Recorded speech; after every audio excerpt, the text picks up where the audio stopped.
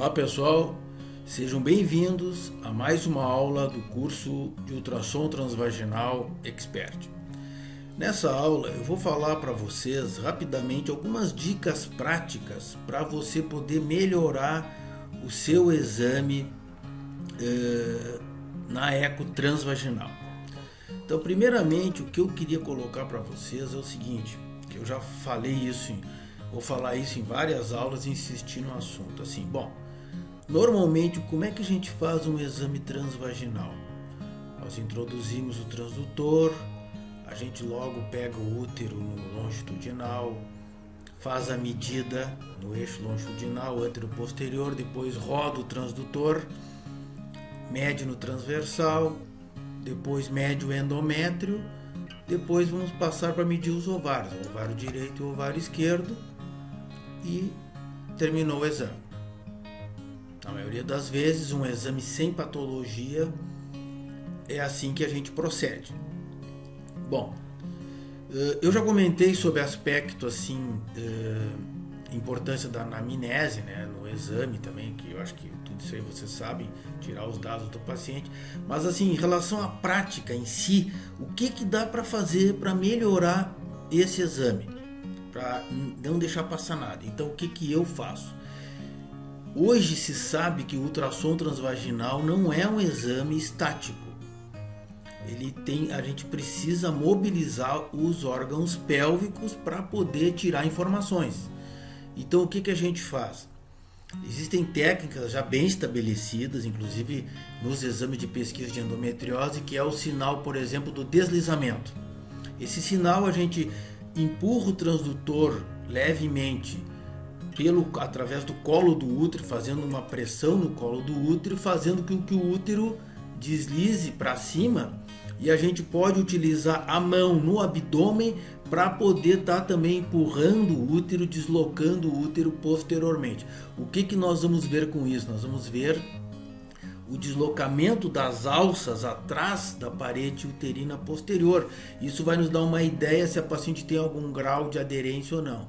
A mesma coisa nessa mobilização dos órgãos, a gente vai ver se o útero e os ovários eles estão aderidos.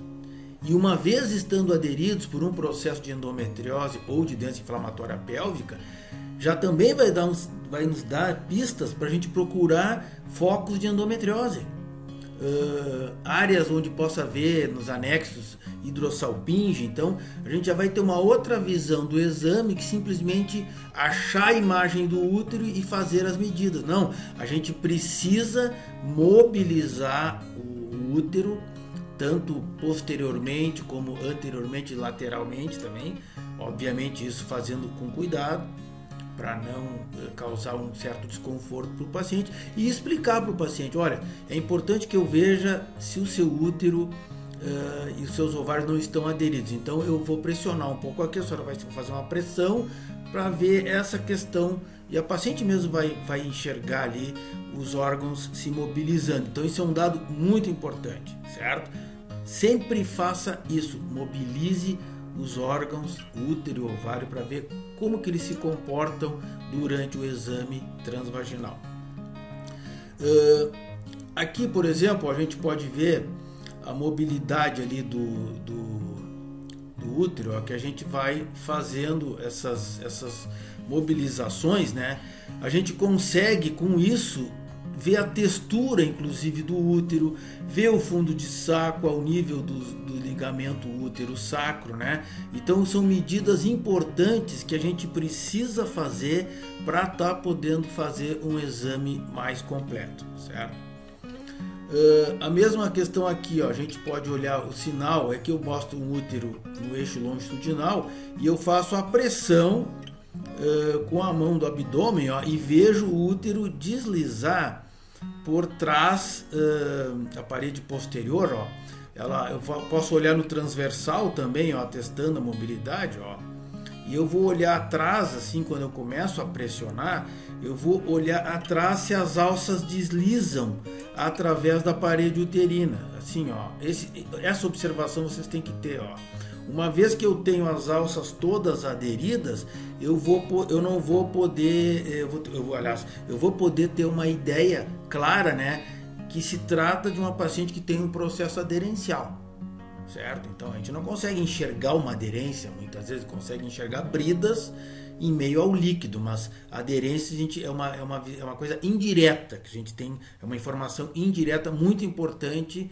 para nós construir a nossa hipótese de diagnóstico.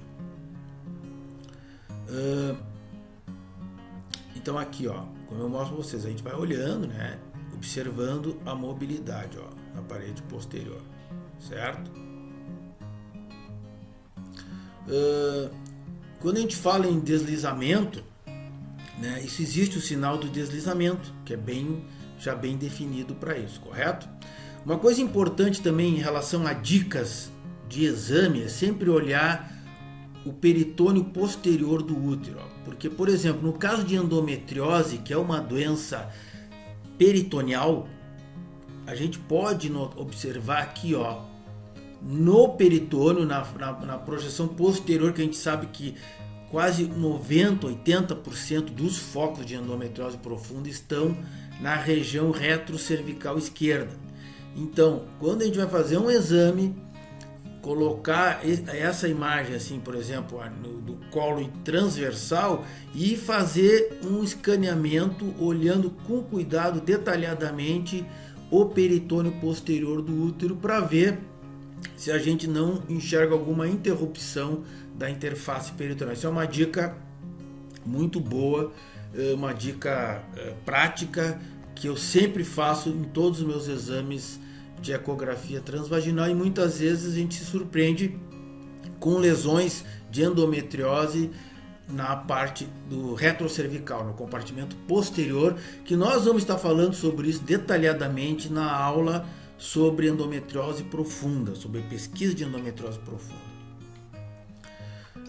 E outra coisa importante que eu sempre gosto de comentar é olhar o miométrio.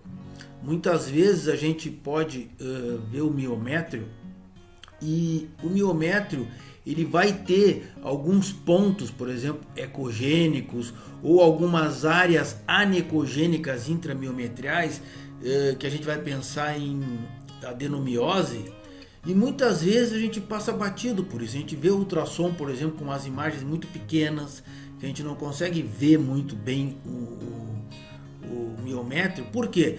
Porque muitos colegas, eles se importam muito com as medidas, né? Que é importante também ter as medidas do útero, mas a gente precisa olhar o miométrio, aproveitar os recursos do equipamento, ampliar a imagem, dar um zoom e com isso poder olhar toda a estratificação do miométrio. Vocês vão se surpreender com os achados que vocês vão começar a ver se vocês forem se atentar a ver o miométrio em detalhes, tá? Aqui, por exemplo, nesse pequeno clipe eu estou mostrando ali as artérias do útero radiais, né? Deixa eu voltar, desculpe. Deixa eu voltar aqui aquele slide, ó. Então a gente coloca o Doppler, né? Então a gente pode diferenciar com o Doppler aquelas áreas anecogênicas, se são vasos ou se realmente são áreas anecogênicas da adenomiose, certo? Aqui, então assim, a gente está vendo um útero, né, bem normal, no eixo, o endométrio trilinear e uma estratificação do miométrio dentro da normalidade. A gente pode ver detalhes, ali eu mostro aqui um detalhe da cicatriz da cesariana, da estimocele, né? Aqui eu estou vendo aqui os vasos arqueados, ó. Então, isso aqui a gente não pode descrever como adenomiose, porque a gente vai estar incorrendo num erro, né? Então, sempre utilizar o Doppler para saber se ali é vaso ou não é vaso, certo? Aqui, por exemplo, eu estou olhando com mais intimidade, eu vejo que tem um plano de clivagem aqui, é um mioma submucoso calcificado. Então, são exemplos práticos assim, desses detalhes que a gente tem que ver de olhar com mais cuidado essas questões para melhorar a qualidade do seu exame, certo? Aqui eu estou vendo uma parte, uma área anecogênica, ó, que seria um caso de a adenomiose, certo? Então esses detalhes vocês vão começar a ver. Se a gente às vezes não amplia a imagem ou faz o exame muito rápido, a gente não vê esses detalhes, certo? A mesma coisa em questão de anexos, né?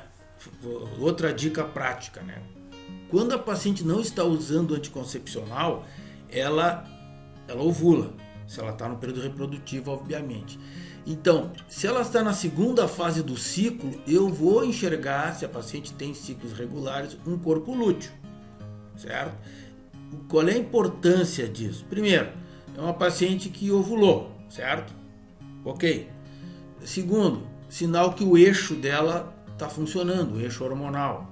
Perfeito. Vou olhar os anexos, vou ver a mobilidade do ovário e sempre, quando a gente vê uma lesão no ovário, uma lesão cística com conteúdo denso, a gente precisa saber que lesão é essa. Será que é um endometrioma pequeno? Será que é um endometrioma pequeno? Né? Esse ovário aqui só tem folículos, aqui tem uma lesão. Então aí eu vou ver a fase do ciclo, então já ovulou. Né? Então aí no caso a gente pode utilizar o Doppler para ver a característica vascularização que é circunferencial do corpo lúteo, né? E eu vou ver que está se tratando de um corpo lúteo, certo? Outra questão importante em relação aos vídeos sobre isso, que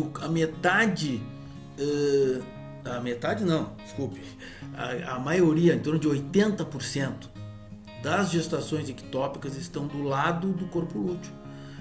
Por quê? Porque foi o lado que a paciente ovulou, certo? Pode ocorrer ectópica numa trompa contralateral à ovulação? Claro que sim, mas a maioria é no ovário que tem o corpo lúteo. Então sempre quando vocês forem fazer um ultrassom, que vocês têm uma suspeita de gestação ectópica, procurem o corpo lúteo. Se tiver ectópica, vocês vão achar adjacente a este ovário que tem o corpo lúteo, certo? Então eu trouxe para você essa aula bem curtinha para dar essas dicas, né, práticas para você melhorar o seu exame, correto? Um grande abraço e até a próxima aula.